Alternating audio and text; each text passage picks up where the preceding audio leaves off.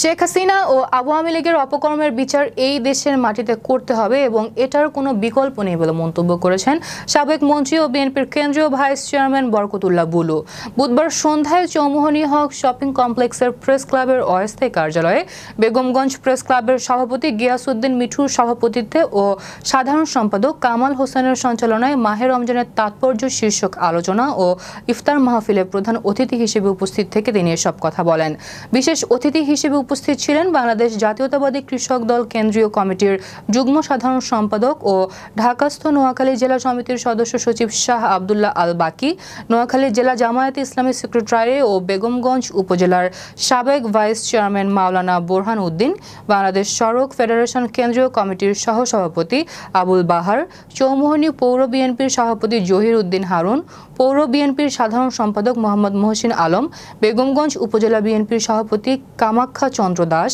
উপজেলা বিএনপির সাধারণ সম্পাদক মাহফুজুল হক আবেদ, বেগমগঞ্জ উপজেলা যুবদলের আহ্বায়ক মোহাম্মদ রুস্তম আলী, নোয়াখালী জেলা কৃষক দলের যুগ্ম আহ্বায়ক এজিএস মোহাম্মদ হানিফ।